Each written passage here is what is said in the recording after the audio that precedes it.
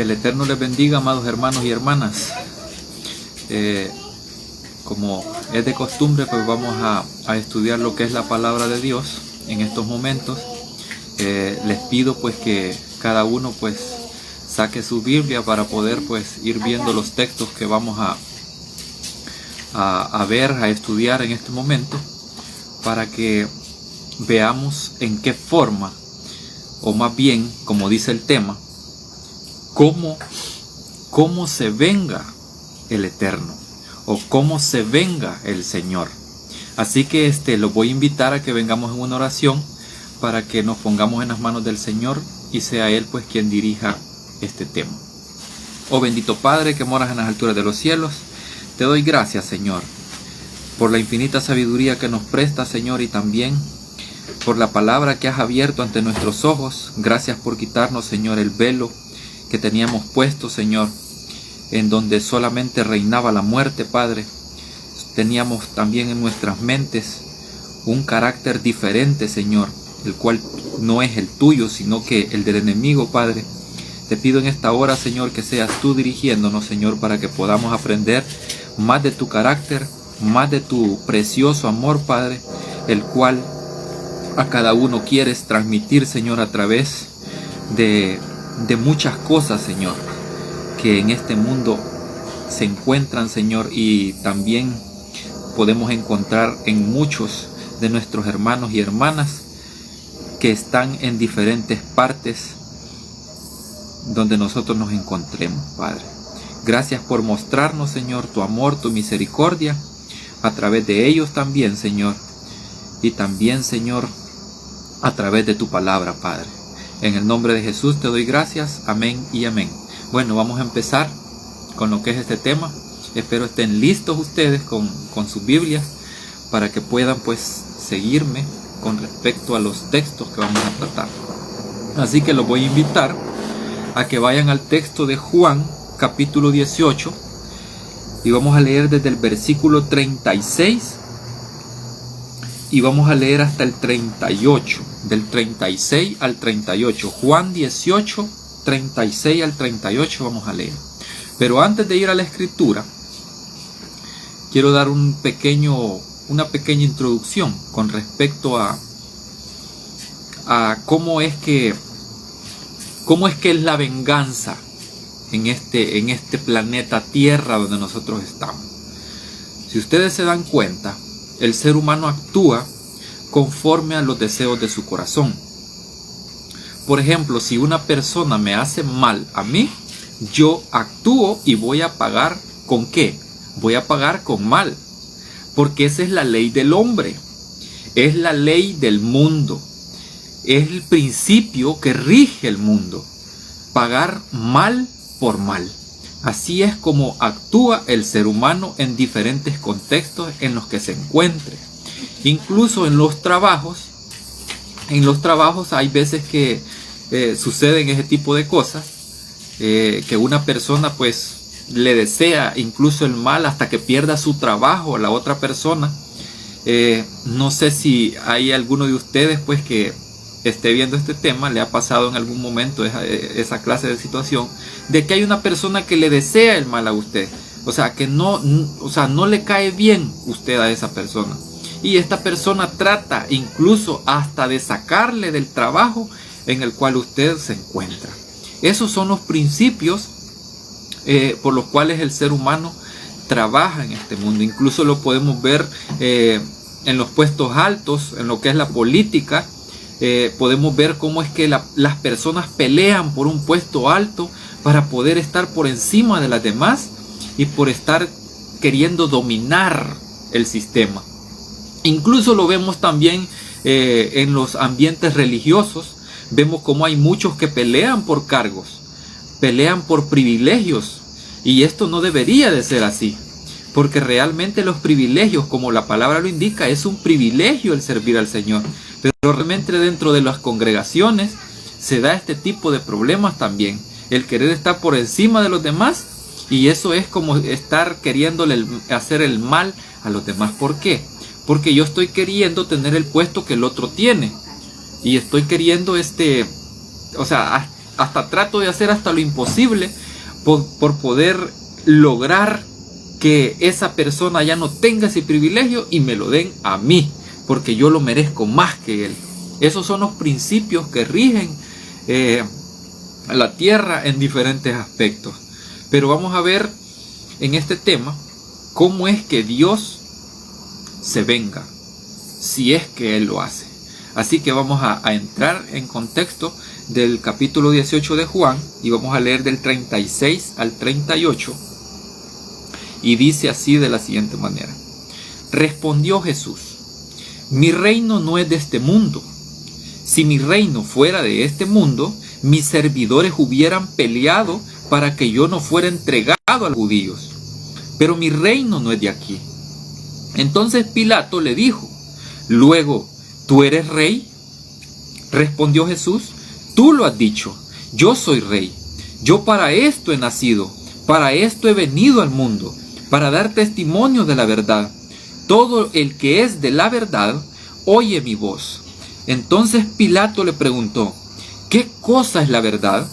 Dicho esto, salió otra vez a los judíos y les dijo: yo no hallo ningún delito en él. Noten que Pilato nota algo acá, que la mayoría de personas, esa turba de personas que estaban queriendo prácticamente que se sacrificara o muriera en esa cruz el Mesías, no habían notado por la ceguera que tenían. Pilato sí lo nota. Él dice, al final dice: yo no hallo ningún delito en él. Pero ¿por qué las personas seguían con esa necedad de decir que lo crucificasen? De decir que incluso lo vapulearan, lo hicieran de todo. O sea, esas personas estaban tan cegadas que no se estaban dando cuenta que estaban mostrando los principios elementales del mundo. ¿Cuáles son los principios elementales del mundo? Venganza, muerte, idolatría, conformismo, egoísmo, asesinato. Todas estas cosas son principios elementales del mundo. Y de esto es que Pablo habla en cierta carta, en donde dice que hay que cuidarnos de esos principios y no vivir bajo esos principios. Porque si vivimos bajo esos principios, lo que va a pasar es que nosotros nos vamos a convertir en animales. ¿Qué es lo que hace un animal? Sencillo, actúa por instinto. Si un animal, como por ejemplo un león, es atacado por un puma, inmediatamente el león se va a defender y va a comenzar a pelear también con él. Eso es lo que hace el ser humano cuando actúa bajo estos principios. Entonces, Jesús viene a darnos una gran lección en este capítulo 18, cuando está entablando esa conversación con Pilato. Y él viene a decir que el reino de él no es de este mundo. ¿Qué debemos de entender con eso nosotros? También cuando dice que si el reino de él fuera de este mundo, dice que los servidores hubieran venido, o sea, sus servidores hubieran venido a pelear por él para que no fuese entregado a los judíos. ¿Qué es lo que está dando a entender Jesús acá? Está diciendo: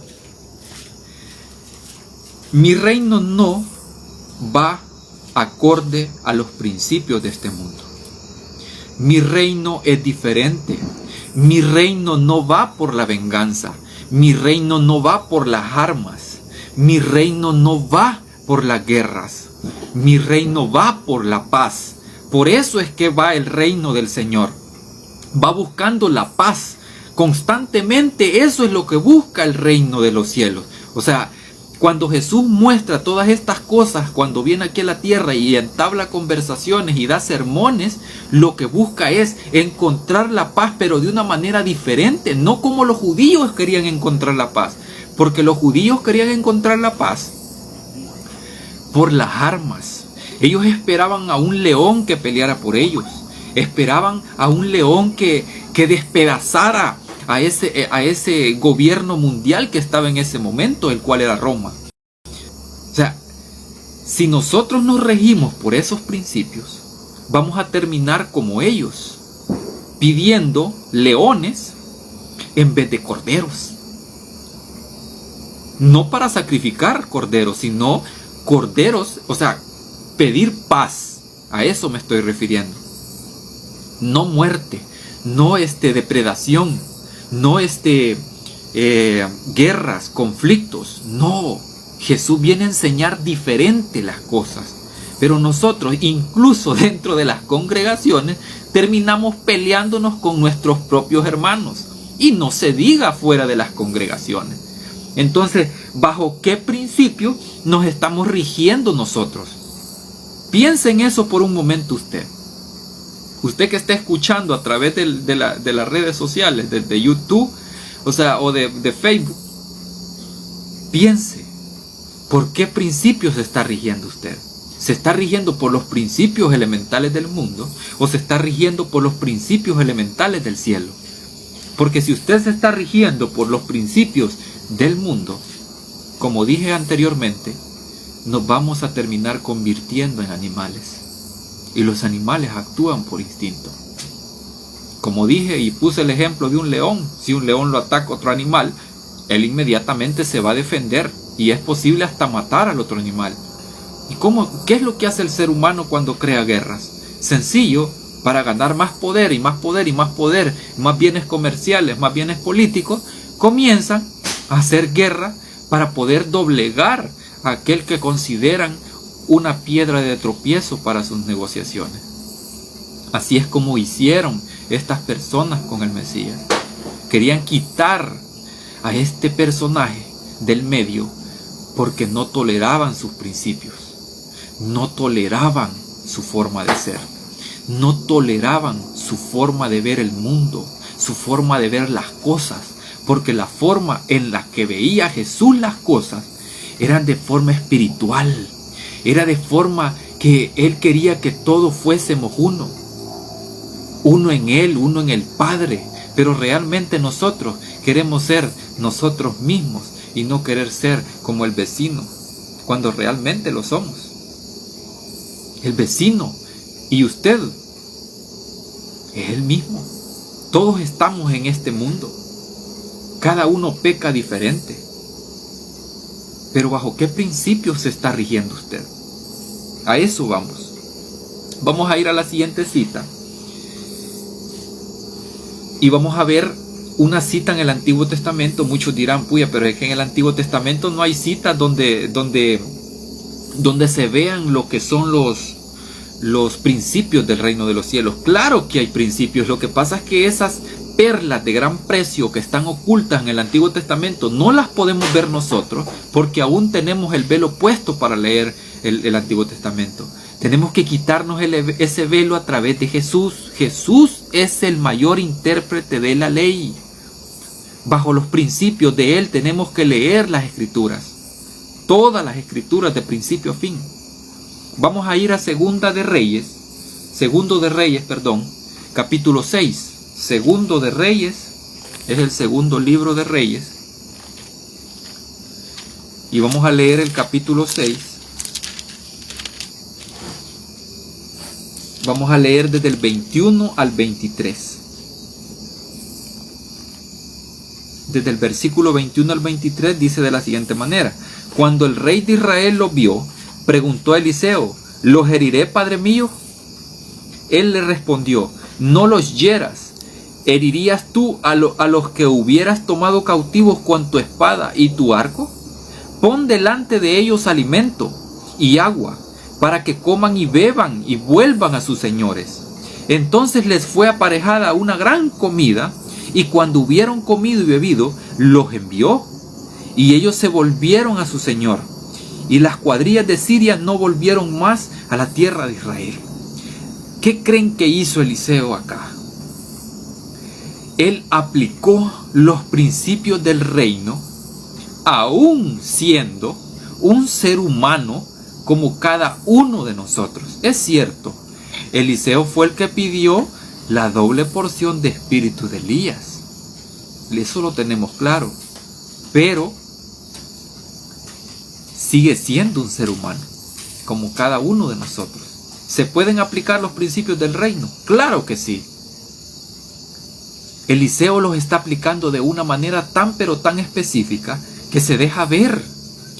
Porque ¿quién es el que enseña y dice: Cuando tu enemigo tenga hambre, dale de comer. Cuando tu enemigo tenga sed, dale de beber. ¿Quién es el que enseñó esos principios? Los enseñó Jesús. Y Eliseo los está aplicando. ¿Los aplicó? Sí, con cautivos de guerra los aplicó. No los torturaron, no los latigaron, les dieron de comer y luego los soltaron para que se fueran. Eso es vivir bajo los principios del reino de los cielos. Pero vamos a ir al punto. El tema se trata, ¿cómo es que el Eterno se venga? ¿O cómo es que es la venganza del Señor? ¿En qué forma es que Él se venga de aquellos que hacen el mal? ¿En qué forma lo hace?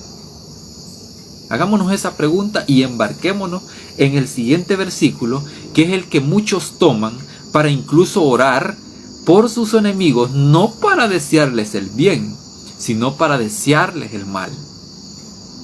Hay personas que oran de esa manera.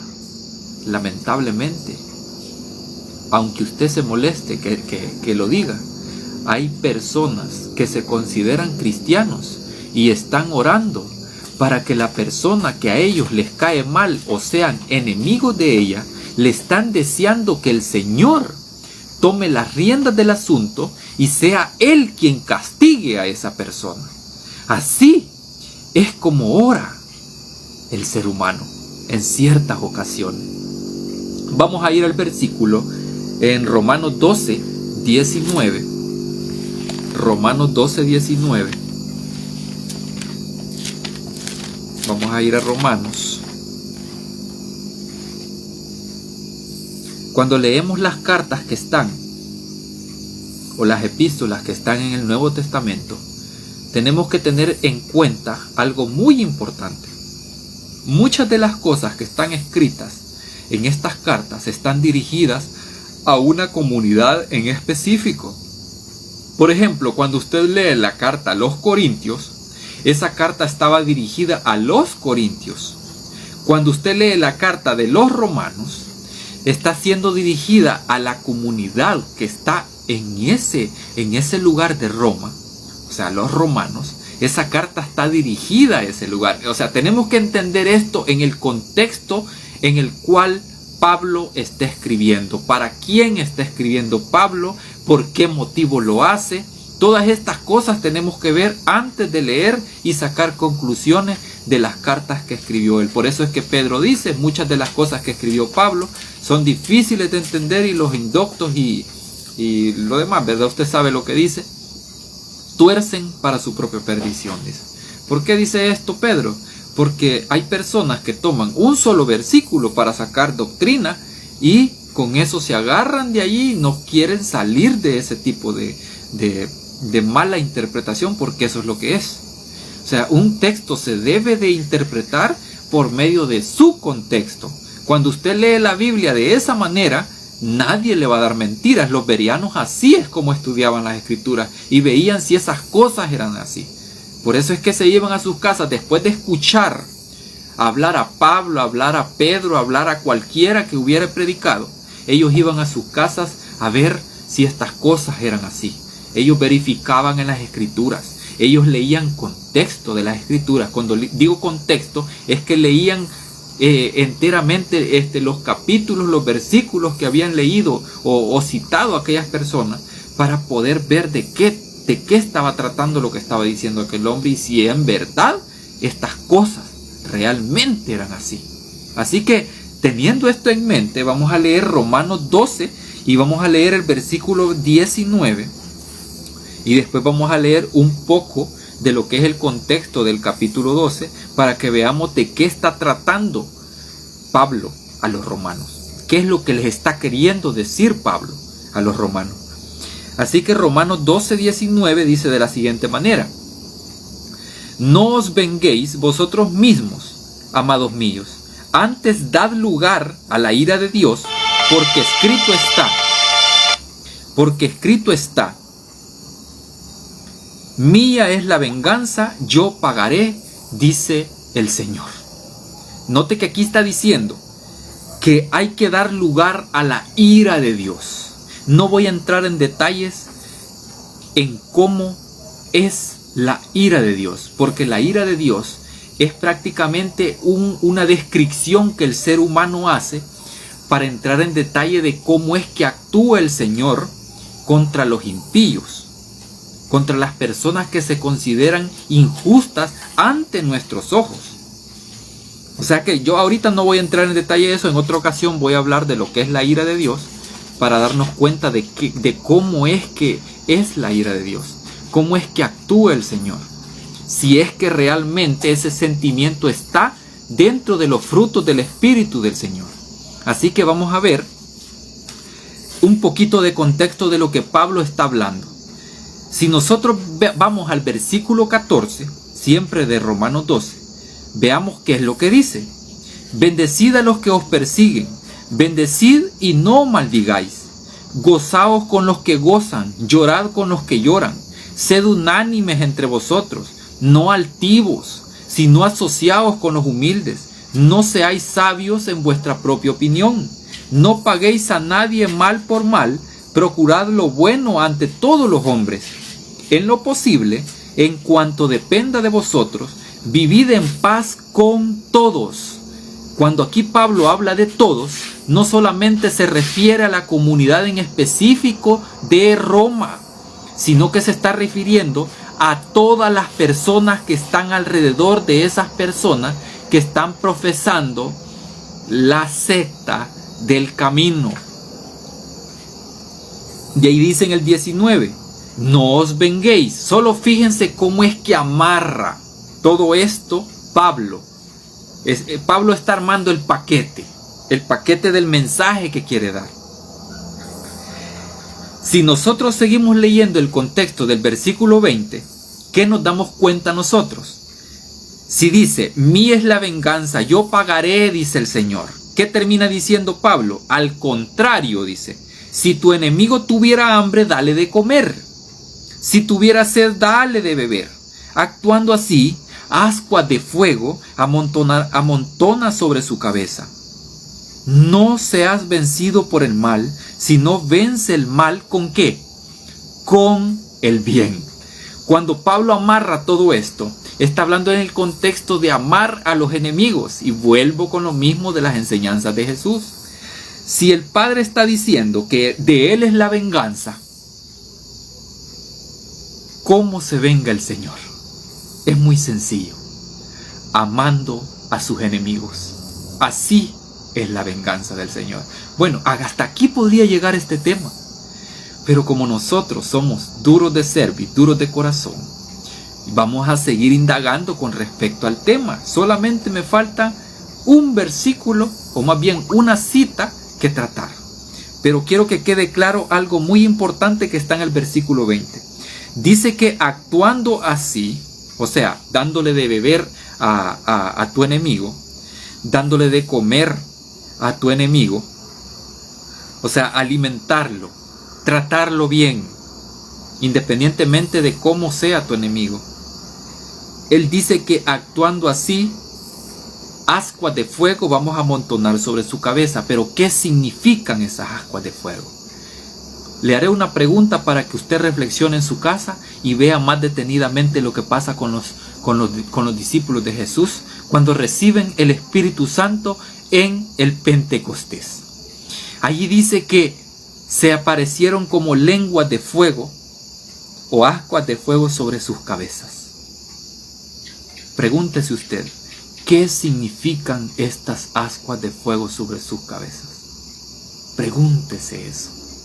Reflexione y vaya al libro de Hechos y comienza a leer desde el capítulo 1, por ahí lo va a encontrar. Y reflexione, ¿qué significa esto sobre las cabezas de ellos? ¿Qué son esas ascuas de fuego o esas lenguas de fuego que aparecen en las cabezas de los discípulos? Reflexione usted y vea cómo es que ellos actúan después de recibir ese poder del Espíritu Santo. Usted solo reflexione, vaya usted, se lo dejo como de tarea, vaya a ver en el libro de Hechos eso para confirmar de qué trata esto de amontonar sobre la cabeza ascuas de fuego. Pero vamos a ver algo bien interesante también. Si nosotros viéramos un poquito más atrás del libro de Romanos, un poquito más atrás en el capítulo 12, siempre en el capítulo 12 vamos a ver unos versículos más. Dice en el versículo 9: el amor sea sin fingimiento, aborreced el mal, seguid el bien. Amaos unos a otros con afecto fraternal. Vamos a detenerlos un poquito ahí. Fíjense que aquí está diciendo Pablo. Dice que hay que amar sin fingimiento. Dice que hay que aborrecer el mal y seguir el bien. Pero yo pregunto, ¿está diciendo Pablo que hay que aborrecer las personas que hacen el mal? ¿O hay que aborrecer el mal? ¿Cuál de las dos cosas está diciendo Pablo? Está diciendo que hay que aborrecer el mal. No está diciendo que hay que aborrecer a las personas. Porque cuando vemos a un borracho nosotros en la calle, lo primero que hacemos es escupir y decir: este bolo chuco. Eso es lo primero que hacemos nosotros con el ser humano. Sí, es malo lo que hace. Beber, envenenarse su cuerpo, sí, eso es lo malo. Pero como ser humano, usted tiene que amarlo también. Yo tengo que amarlo también. ¿Por qué? ¿Qué está diciendo acá? El amor sea sin fingimiento. ¿Cómo va a amar a Dios si ni siquiera puede amar a las personas que tiene a la vista usted? Es imposible. Nadie puede hacer eso. ¿Por qué? Porque si usted no puede amar lo que ve, ahora ¿cómo va a amar lo que no ve? Es contradictorio, es una paradoja esto. Veamos un poquito más adelante, dice: amaos unos a otros con afecto fraternal. En cuanto a la honra, dad preferencia a los otros. En el trabajo no seáis perezosos. Sed fervientes en espíritu, sirviendo al Señor. Gozosos en la esperanza, sufridos en la tribulación, constantes en la oración. Contribuid a las necesidades de los santos, practicad la hospitalidad. Cuando Pablo cierra con estas palabras en el versículo 13, imagínense, contribuid con las necesidades de los santos. Imagínense, yo voy a hacer la pregunta: ¿cuántas personas en las congregaciones llegan con una pobreza tan alta y se les está exigiendo el diezmo a estas personas? En vez de dárselo, porque la Escritura eso es lo que hace. Ya he enseñado del diezmo y eso está en mi canal de YouTube. Lo puede ir a ver usted. El Reino en Parábolas se llama el canal. Solo pone el Reino en Parábolas y le pone canal, porque como es nuevo, ¿verdad? No lo va a encontrar así de una vez. Pero si usted le pone canal, usted lo va a encontrar fácilmente. El tema se llama ¿somos malditos por no diezmar? Lo invito a que vaya a verlo. Yo solamente estoy poniendo énfasis en esto porque realmente, imagínense, si Pablo está hablando a la comunidad de Roma, a los creyentes en Roma, y está diciendo que hay que contribuir a las necesidades de los santos, está hablando de las necesidades de la comunidad que cree. Pero nosotros hoy en día, hay personas que necesitan, y lo que hacemos es de decirle a las personas directamente: esto no es ninguna casa de beneficencia. Ve a pedir ayuda a otro lado. Si una persona se acerca a pedir ayuda, es porque la está pidiendo porque necesita en realidad. Pero ¿qué es lo que hace? ¿Qué hacen los dirigentes? Sencillo, cerrar las puertas. Ahora yo pregunto, ¿qué hacían los primeros cristianos o los primeros que tenían la fe de Jesús? Ellos vendían incluso hasta sus tierras para poder contribuir en las necesidades de sus hermanos. Y que me tiren piedras si quieren, pero es la realidad. Realmente esta es la realidad. Hay muchas personas que andan en grandes 4x4 Land Cruiser, mientras las personas de la congregación andan a pie. Necesitan. Hay personas que llegan a una congregación con $1 Y a veces se sube a predicar una persona del diezmo, incluso hasta citando Malaquías para poder incluso decir que Dios es el que maldice a las personas que no diezman. ¿Cómo cree que se va a sentir esa persona que llegó con solo $1 a ese lugar? Hermanos, hay que reflexionar. El Señor no va por nuestros principios. El Señor no se venga de la misma manera que nosotros nos vengamos. Con nuestros hermanos, con nuestros amigos, con nuestros enemigos, con todo. Él no se venga de la misma manera. Y eso lo vamos a ver en la siguiente cita que vamos a tocar. Solo voy a leer nada más 6 versículos más, y eso está siempre en el capítulo 12 de Romanos. Vamos a leer desde el 3 hasta el 8. Nota que he ido tocando casi todo el contexto del capítulo 12 para que vean que yo no me estoy sacando de la manga de la camisa lo que estoy diciendo. Dice: por la gracia que me es dada, digo a cada uno de vosotros que no tenga más alto concepto de sí que el que debe tener, sino que piense de sí con moderación, conforme a la medida de fe que Dios repartió a cada uno. Aquí está diciendo que nadie se enaltezca. Eso es lo que está enseñando Pablo aquí.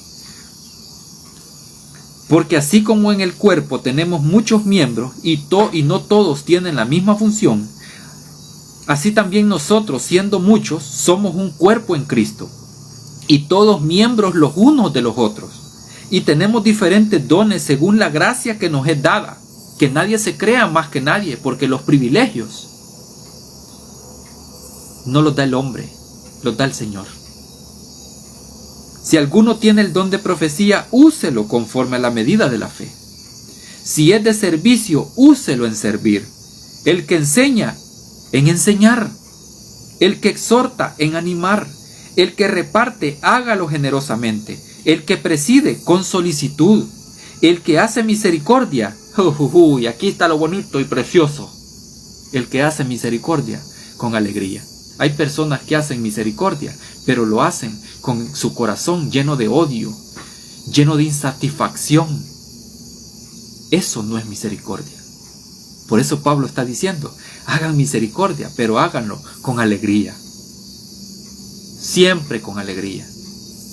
Vamos a ir a la última cita para reflexionar con respecto a qué significan estas ascuas de fuego de las que está hablando Pablo aquí, que se amontona sobre la cabeza de los enemigos, a aquellos a los cuales usted alimenta y también da de beber. Vamos a ir a Cantar de los Cantares. Este libro es poco leído, pero tiene algo muy especial, muy interesante. Cantar de los Cantares. Y vamos a ir al versículo 6 y 7 del capítulo 8. Cantar de los Cantares, capítulo 8, y vamos a leer el versículo 6 y 7. Y con esto quiero cerrar. Solo vea lo que dice acá. Ponme por sello sobre tu corazón, como una señal sobre tu brazo, porque fuerte es el amor, tanto como la muerte, y fiera la pasión como el sepulcro. Sus saetas, brasa de fuego, intensa llama. Las aguas torrenciales no pueden apagar el amor, ni los ríos anegarlo. Si alguien ofreciera todos sus tesoros por el amor, del todo serían despreciados. Vamos a analizar un poquito el texto. Si ustedes se dan cuenta, aquí está exaltando el amor esta persona que escribió estas palabras inspiradas por el Espíritu Santo. Dice que en el versículo 6, ponme de sello sobre tu corazón, como una señal sobre tu brazo. Jesús dijo: en esto os conocerán, o más bien, en esto los conocerán a ustedes que son mis discípulos, que los améis los unos a los otros. Si usted pone sobre su brazo, su corazón, ese principio, ¿qué cree que va a terminar pasando? Nadie va a poder apagar ese amor que solamente mana del Padre. Ese amor jamás se le va a apagar, Porque la cita está diciendo que las ascuas de fuego o las brasas de fuego de las cuales está hablando aquí son del amor. Cuando usted hace eso, y va a notar que sí, en realidad eso es lo que pasa en el ser humano. Cuando una persona se le trata, en vez de pagarle mal por mal, y se le paga bien por mal, esa persona va a terminar amando. Va a terminar amando. Eventualmente va a terminar amando. Porque usted le está mostrando los principios del reino de los cielos con ese modo de actuar, así como Pablo está diciendo. Ahora bien, la respuesta a cómo es que se venga el Señor es esta. El Señor se venga de sus enemigos, pagándoles con lo que ellos no merecen. Y ese es su amor. Y ese amor, como dice el versículo 7, es un amor que ni siquiera las aguas más terribles y torrenciales pueden apagar. Porque aquí el autor está comparando el fuego o las ascuas de fuego con el amor. Y dice que ni las aguas más terribles pueden apagar el amor, ni los ríos anegarlo. Y en el versículo 7, en su parte final, ¿de quién cree que está hablando? Esto es maravilloso. Si alguien ofreciera, dice aquí, esto es profecía, si alguien ofreciera todos sus tesoros por el amor, del todo serían despreciados. Ahora yo le pregunto, ¿de quién cree que está hablando aquí esta cita? ¿Quién fue el que ofreció todo por amor en aquella cruz? E incluso así fue despreciado. Reflexionen eso. ¿Quién fue el que se entregó por amor en aquella cruz? Y aún así fue despreciado por los seres humanos. Y sigue siendo despreciado. Así es como paga, o más bien cobra venganza el Señor, pagando con amor. Padre, perdónalos porque no saben lo que hacen. Eso es amor. Así que los dejo con esto, hermanos. Espero pues que hayamos disfrutado de este tema así como yo lo he disfrutado. Espero pues que sigamos aprendiendo de lo que es el carácter divino del Señor, el cual pues Él quiere que nosotros también aprendamos a dirigirnos como Él pues se dirige también hacia sus enemigos. Así que hasta acá ha llegado este tema. Vamos a orar para quedar despedidos. Vamos a orar entonces. Oh bendito Padre eterno, te doy gracias, Padre, porque incluso siendo pecadores, Padre, siendo impíos, siendo miserables, siendo personas que no merecían tu amor, tú te dignaste, Padre, en brindárnoslo de una manera tan pero tan inmensa, Padre. Te damos gracias por tu infinito amor, por esa misericordia que se derrama todos los días, Señor, sobre todos los seres humanos, Padre. Te doy gracias porque tú, Señor, tú y solamente tú eres bueno siempre, Padre. No hay tinieblas en ti, Padre. Cuando se ve, Señor, esa apariencia tuya, Señor, que mostró Jesús, ese carácter tan precioso, Señor, que mostró ante nuestros ojos, Señor, aunque no te hemos visto, Padre, lo podemos ver con ojos espirituales de una manera tan pero tan vívida, Señor, que parece que lo estamos viendo en físico, Padre. Te damos gracias por abrirnos los ojos, Señor, y ver las cosas de la manera en que Jesús las veía, Padre. Jesús veía las cosas tan pero tan lúcidas, que ahora nos muestra, Señor, cómo es que verdaderamente eres tú en esencia, Padre. Tú no eres ese Dios de muerte, Padre. Tú eres un Dios de paz, un Dios de luz, un Dios que se encuentra no en el terremoto, no en el fuego terrible que quema, sino que se encuentra en una brisa apacible. en la cual encontramos paz, encontramos seguridad, encontramos ese amor que necesitamos y todo el mundo necesita, Padre. Te damos gracias por ese infinito amor, Padre. En el nombre de Jesús. Amén y amén. Bueno, pues, queridos hermanos y hermanas, que el Señor me les bendiga a todos y salúdenme a sus familiares, a todos los que me conozcan, pues yo les deseo la mayor de las bendiciones de parte del Señor.